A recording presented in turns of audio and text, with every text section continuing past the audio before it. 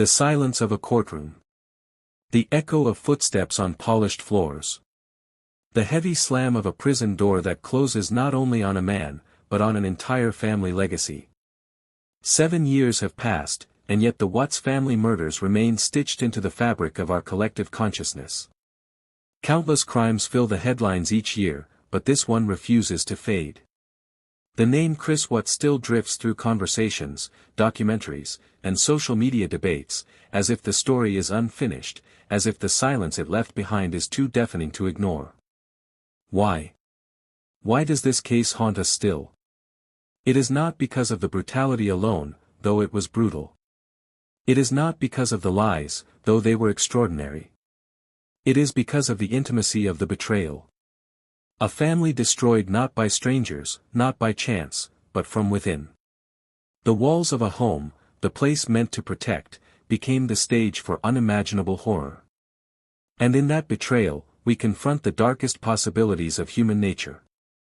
But there is something else. Something modern. This was not a private family. Their lives had been documented in real time, curated through Facebook posts, live videos, and smiling photographs. Shanann Watts, with her bright smile and determined optimism, shared her world with an audience of thousands. Her videos of dancing daughters, of family vacations, of moments in the kitchen or on the couch, painted a portrait of joy. And then, suddenly, those same videos became evidence. They became haunting artifacts, replayed on news stations, dissected by strangers, consumed by millions. The performance of family life transformed overnight into the forensic trail of a crime. That is why this case refuses to die. Because it was never only about the murders. It was about the collision of modern identity, the curated life online, with the hidden fractures that existed in the shadows. It was about the way we live now, half in reality and half in performance, and how easily one can mask the other until it is too late. In 2025, the echoes still linger. Chris Watts sits in a maximum security prison in Wisconsin, stripped of freedom, stripped of control, facing isolation and threats from fellow inmates. His days are measured in hours of silence. His world reduced to concrete, steel, and memory. But the story does not end with his confinement. In fact, it has only deepened. Letters, violations, and shifting accounts have emerged from behind prison walls. Shanann's parents still carry wounds that will never heal. Chris's parents still struggle with the unbearable weight of love and betrayal. And the digital ghosts, those videos, those smiling photos, continue to haunt millions across the world, replayed endlessly in timelines and feeds. This is not just another true crime story. It is not simply about evil, or justice, or punishment. It is about the fragility of appearances, the weight of hidden lives, and the terrifying reality that what looks perfect on the surface may already be breaking apart underneath. The Watts family case endures because it is more than a tragedy. It is a mirror. A reflection of our time. A story about trust, betrayal, and the digital immortality of memory. And so we begin, not with the night of the murders, that has been told and retold, but with what still lingers. The overlooked details. The unspoken conflicts. The hidden psychological fractures. The unanswered questions. Because to understand why this case still grips us, we must move beyond the crime scene. We must peer into the curated smiles, the private resentments, the quiet transformations, and the haunting silence that followed. This is not just a story of one man. It is the story of a family. It is the story of two families destroyed. It is the story of how tragedy unfolds in the digital age, where memory never dies, and neither does obsession. This is the case that refuses to die. Scroll back through the feed and you'll see it. A perfect family, framed in the glow of a smartphone lens. Shanann Watts, vibrant, determined, always smiling for the camera. Her voice full of energy as she held up products, filmed her daughters dancing in the living room, or spoke directly to her followers with the confidence of someone who believed she was building not just a career, but a life worth showing.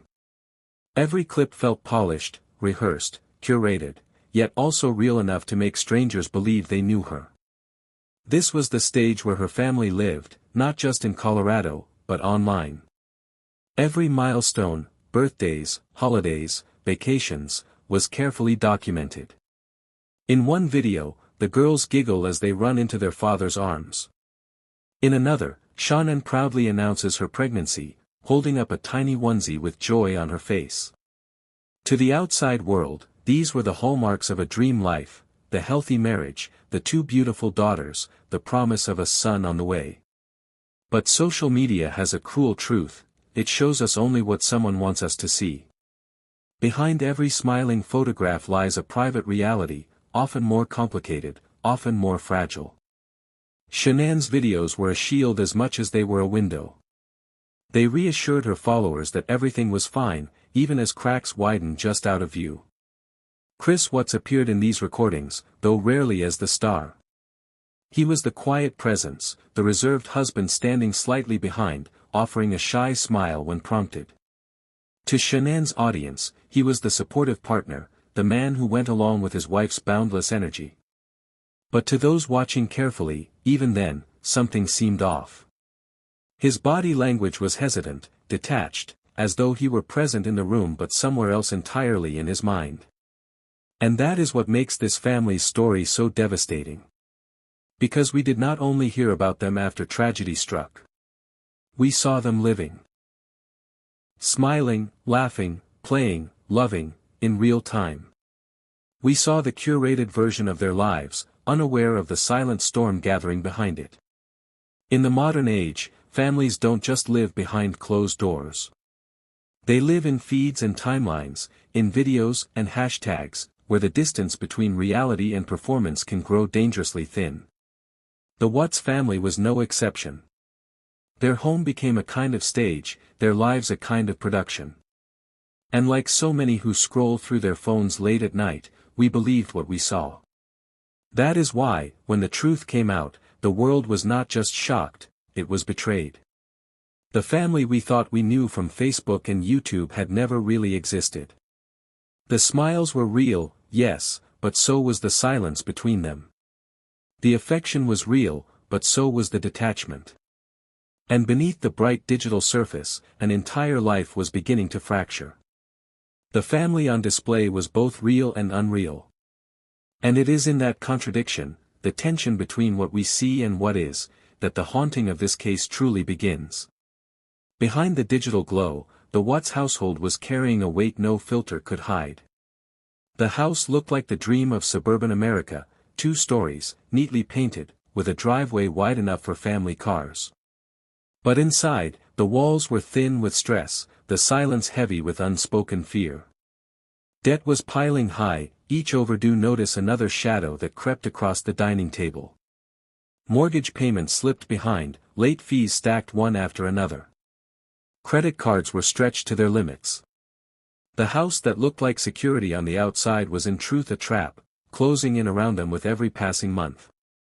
Shannon carried more than the burden of bills. She carried the burden of her health. Lupus left her body fragile, drained her energy, and demanded strict routines of medication and rest.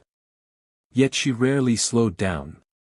She worked long hours, chasing a future that would never quite arrive.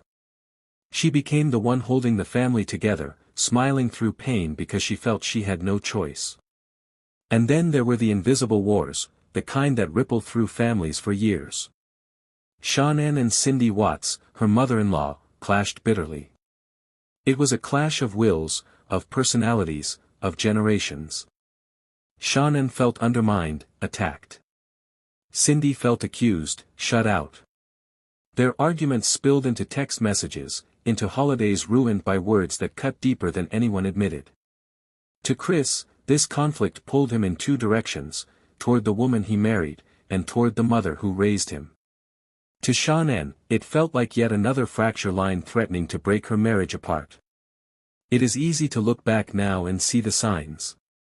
To read the text messages where Shannon confided in friends about her fears, about Chris's growing distance, about her exhaustion from fighting battles no one else seemed to notice. She was carrying too much: illness, finances, family tension. And yet still posting smiles for the world to see. But stress is a quiet poison. It seeps into marriages like water through a crack in the foundation. At first, it goes unnoticed. Then, slowly, it begins to weaken everything it touches. By 2018, the perfect family on display was already breaking apart under its weight. And this is where the heartbreak deepens. Because none of it looked unusual from the outside. So many families live with debt. So many couples navigate health struggles.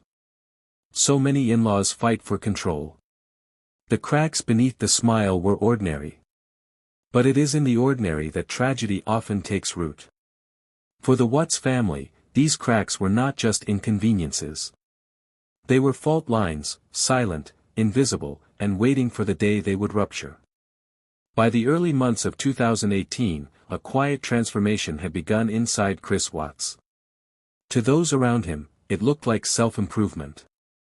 He was slimming down, sculpting muscle, buying new clothes that hugged his body in ways he'd never cared about before. Neighbors noticed him jogging in the neighborhood. Friends saw him smiling more, his confidence growing. Shannon, already juggling illness, pregnancy, and finances, wanted to believe her husband was simply taking better care of himself. But behind the glow of this so-called renewal was a shadow few could see. It was not self-improvement.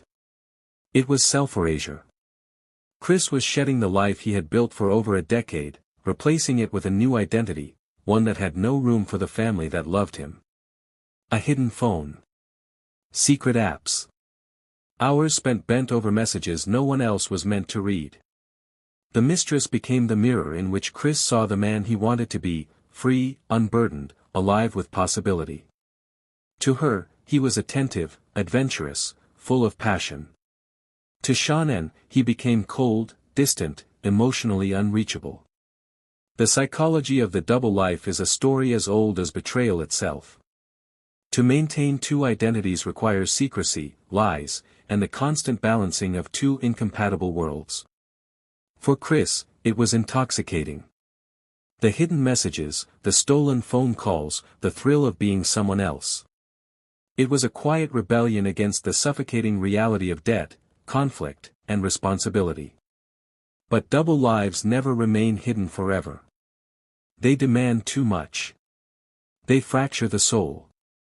And with every late-night message, with every carefully erased trace, Chris was digging a pit deeper and deeper beneath the floor of his marriage. Shannon sensed the distance.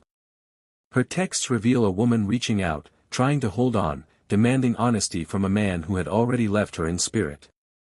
She told friends she felt abandoned, that Chris had become a stranger under her own roof. But like so many caught in the middle of betrayal, she still clung to hope that love could be restored. The mistress, meanwhile, believed she was stepping into a future.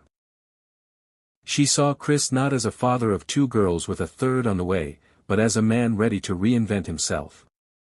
In his lies, he carved out a fantasy, a life where responsibility melted away, where desire and freedom were his alone. And this is where the devastation begins to crystallize. The double life is not only about secrecy, it is about rejection. To create a new identity, Chris had to erase the old one. To step into the fantasy, he had to step out of his family. The more he embraced the hidden world, the more his real one became disposable. By the summer of 2018, Chris Watts was no longer the quiet, awkward husband on Shannon's Facebook feed. He was a man divided against himself, living one life in the light and another in the shadows. And as every psychologist will warn, when the two worlds collide, the destruction is never contained. Shannon Watts was a fighter. She fought for her health, for her children, for her marriage. Lupus and chronic fatigue clung to her body, stealing her strength day by day. Yet she pressed forward, traveling for business, making videos, ensuring her daughters never saw the exhaustion behind her smile. She was carrying their third child, a son she had already named Nico. To her, this baby symbolized renewal, a chance to strengthen the bond with a husband she feared was slipping away. But pregnancy did not bring unity. Instead, it magnified her fears. Her text messages paint the portrait of a woman pleading for connection. She begged Chris for honesty, for reassurance, for the intimacy that seemed to vanish the moment he stepped through the door. She felt him pulling away, as though the man who once promised her the world had already checked out of their life together. Friends saw it too. They described a woman desperately holding on, confiding that she felt abandoned, that she was carrying the weight of an entire household on her shoulders. Every trip she made for work left her anxious, worried that in her absence, Chris was living another life, one she could never be part of. And then there were the battles no one saw. Control. Fear of abandonment. Emotional labor that wore her down in ways no camera could capture. She kept the house running, the bills paid as best she could, the children fed and clothed, all while absorbing the silence of a husband who no longer looked at her the same way. For Shanann, the struggle was not just against illness or finances. It was against the crushing loneliness of loving someone who no longer loved you back. That loneliness is a cruelty sharper than words. It lingers in the empty bed, in the unanswered texts, in the quiet dinners where laughter used to live. But she kept smiling for the world. She kept posting videos. She kept fighting battles no one would see until it was far too late. And this is the heartbreak that deepens the tragedy of the Watts family. Shanann's life was defined not by weakness, but by resilience. She fought every day against forces that should have broken her long before. But what she could not fight was the silent withdrawal of the man who had vowed to stand beside her. These were the unspoken battles. Battles waged in text messages, in tears behind closed doors, in the relentless determination to hold a family together that was already slipping through her hands. When the world first saw the body cam footage from that August morning, it felt ordinary at first, just another welfare check in a quiet neighborhood. A friend worried about Shanann, police knocking on the door, the house eerily still. But those videos would become more than evidence. They became the raw, unfiltered first glimpse of a facade collapsing. Chris arrived, casual, calm, with a forced smile that now feels chilling in retrospect. He let the officers inside, spoke in tones too level, too rehearsed. He looked around the house as though searching for his family, yet not once did panic ripple across his face. For the world watching later, it was the first sign of a man who had already stepped outside of the role of husband and father. But the deeper revelations came in the days that followed, inside the interrogation rooms where silence became as important as words. Detectives pressed him, challenged him, cornered him with evidence that grew heavier by the hour. And then, his father entered the room. It was in that moment that the mask began to crack. The presence of a father, silent and steady, pulled at something Chris could not hold back. He confessed, but not the full truth. He spun a partial story, carefully edited, designed to shift blame, designed to minimize his own role. It was not clarity, it was manipulation dressed as confession. And yet, even in that fractured admission, the enormity of the crime began to surface. Not through the words alone, but through the chilling calm with which he delivered them. Detectives, seasoned by years of interrogations, later admitted there was something unnerving about his demeanor, a man not shattered by guilt, but simply negotiating with the consequences of being caught. The footage, the transcripts, the still frames of his father's face in that room, they remind us of a painful truth: confessions are rarely about honesty. They are about survival. Chris gave enough to escape the death penalty, but not enough to unburden his soul. What lies beyond the crime scene is not closure, but contradiction. A father who could not reconcile the son he raised with the monster before him. Investigators who uncovered the truth piece by piece, never receiving the whole story in one breath. A community left in shock, realizing that the family they waved to in the driveway had been hiding an unimaginable collapse. The crime scene was only the beginning. What came after revealed not just the horror of what was done, but the cold precision of how lies are told. In the courtroom, grief took two different shapes, and they faced each other like mirrors that refused to reflect. On one side sat Shanann's parents, Frank and Sandy Razusek. Their faces etched with anguish, their bodies stiff with the kind of pain that never fades. They had lost their daughter, their granddaughters, and the grandson who never had the chance to be born. To them, every hearing was an act of survival, a way of standing in for lives that could no longer speak for themselves. On the other side sat Chris's family, Ronnie and Cindy Watts. They, too, were shattered. They did not defend his actions, but they could not reconcile them with the boy they had raised. To them, Chris was still their son. A son who had laughed in their kitchen, played ball in their backyard, once innocent before the world turned dark. How do parents sit in that courtroom and see both the child they loved and the man who murdered his family in one body? It is a contradiction too heavy for words. Letters were written but never mailed. Cindy Watts tried to express a mother's torment, caught between loyalty and disbelief. She begged for understanding, for compassion, even as Shanann's parents cried out for justice that nothing on earth could deliver. The trial became more than a legal proceeding. It became a battlefield of grief. Every glance across the room carried the weight of rage, sorrow, blame. Shanann's parents could not comprehend how Chris's family still spoke of him with love. Chris's parents could not bear the glares that told them they were complicit by blood alone. There is a cruelty in cases like these that extends beyond the crime itself. It is the way one act fractures not just a home, but an entire lineage. Grandparents stripped of grandchildren. Parents stripped of children. Families left facing one another across a gulf that no verdict can ever bridge. And so, two families walked out of that courthouse forever changed. The Rzuseks with the unbearable task of carrying memory. The Wattses with the unbearable task of carrying shame. Both condemned to different forms of life sentence, one of loss, the other of guilt. It is easy to think of the Watts murders as a single story. But in truth, it split into two. Two families, two sets of parents, two legacies, forever divided by a crime that erased not only lives, but the possibility of reconciliation. The Watts case did not end in the courtroom. It exploded beyond it, into living rooms, onto phone screens, across continents. Millions became silent jurors, replaying every video Shanann had ever posted, scrutinizing Chris's every glance, dissecting every second of body cam footage. Social media turned a private tragedy into a global spectacle. Strangers who had never met the family felt entitled to judge them, to analyze their smiles, to question their choices.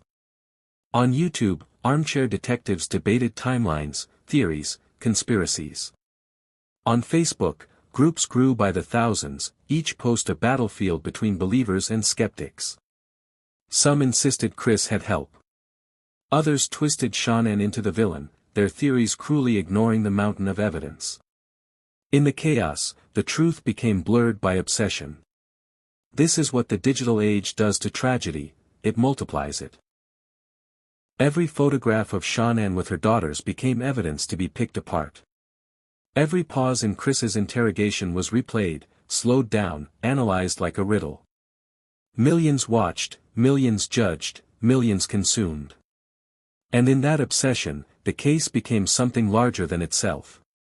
It became a mirror of who we are now, a society unable to look away, addicted to the suffering of others, convinced that by staring long enough, we will find meaning in the madness.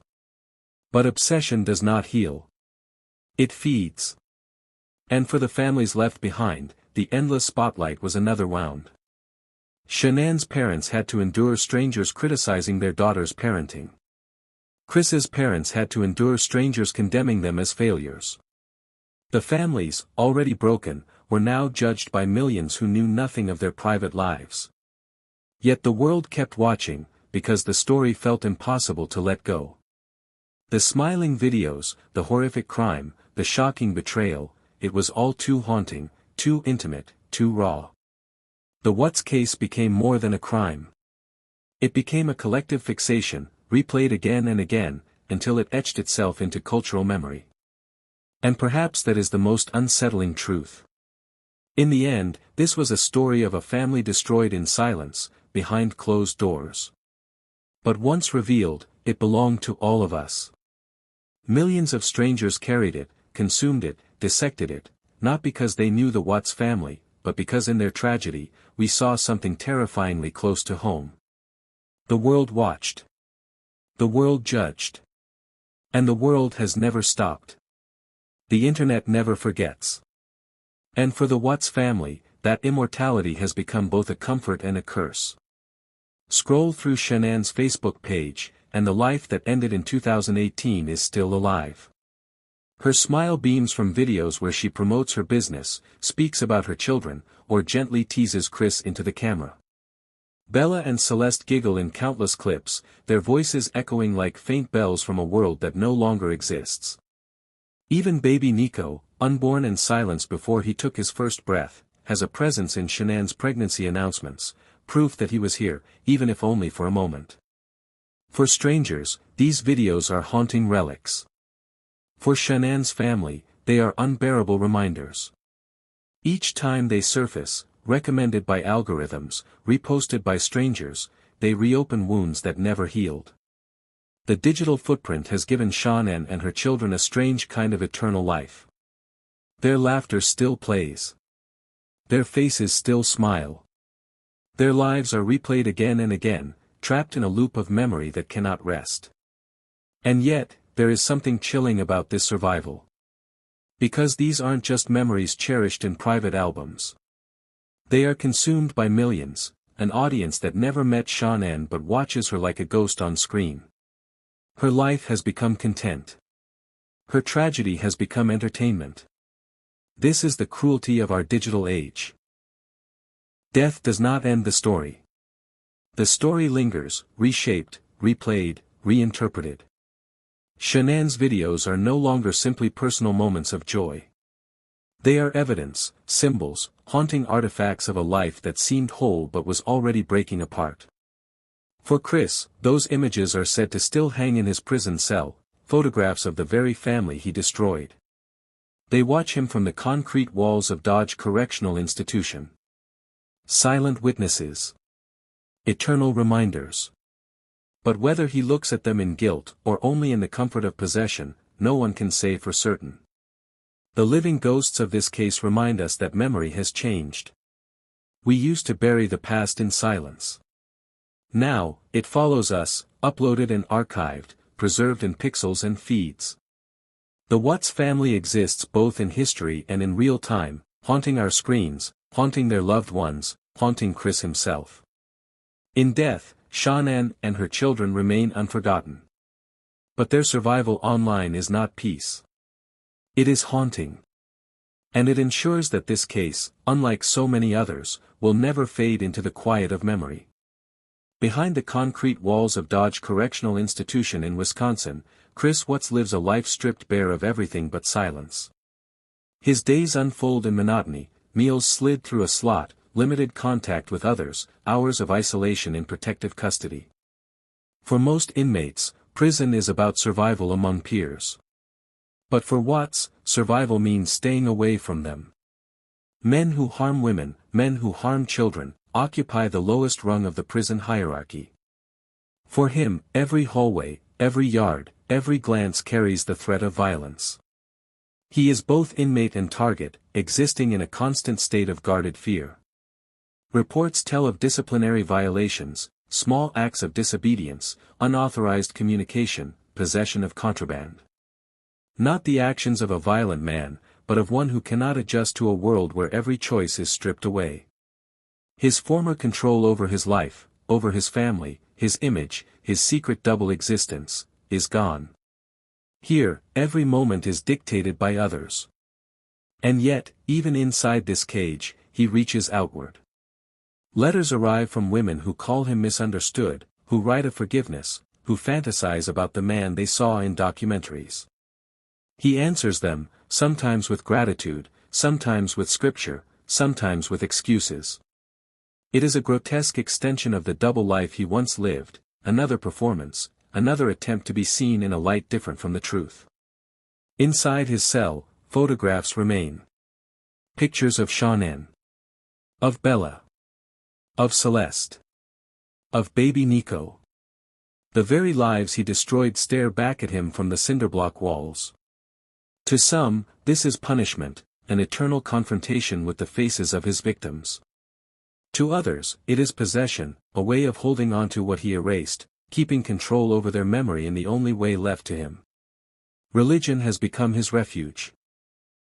He speaks of forgiveness, of redemption, of a God who has washed away his sins. But for many, these words ring hollow. Forgiveness may offer comfort to him, but it does not resurrect the children. It does not return Shanann's laughter to her parents' home. It does not heal the fracture that one act carved through 2 entire families. Chris Watts's prison life is not simply punishment, it is a shadow existence, marked by silence, fear, and endless time. For the world outside, it is easy to believe this is justice. But justice does not feel like enough. Not when the crime was so intimate, so devastating, so irreversible. Behind those prison walls, Watts remains alive. But his life is not freedom. It is an echo chamber of ghosts he can never escape. Even now, after countless interviews, after hours of interrogation tapes, after letters leaked from behind prison walls, one truth remains: we still don't know why. The facts are clear. The evidence is undeniable. But motive, true motive, slips through our grasp like smoke. Chris Watts has shifted his story more than once. In the first confession, he painted himself as a man provoked. Later, in quiet letters, he hinted at manipulation, at dark influences, even at the weight of temptation too strong to resist. But none of these fragments feel whole. None explain how a man who tucked his daughters into bed could later erase them from existence.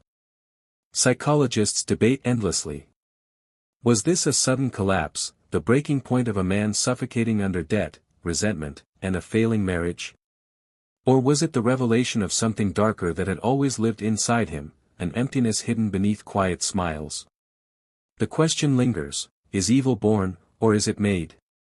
For Shanann's family, answers cannot heal. They replay her texts, her videos, searching for the moment she might have seen it coming. For Chris's family, the torment is different, searching for the moment they might have stopped it. Both sides are left with a hollow truth: no explanation will ever be enough. The unanswered questions ripple outward. Did Shanann's relentless optimism mask a growing fear she never fully voiced? Did Chris's quiet, passive exterior hide years of silent rage?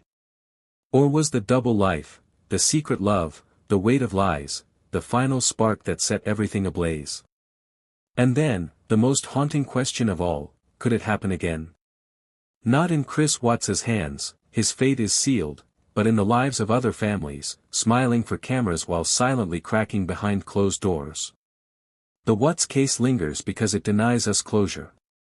Every time we think we understand, another contradiction emerges.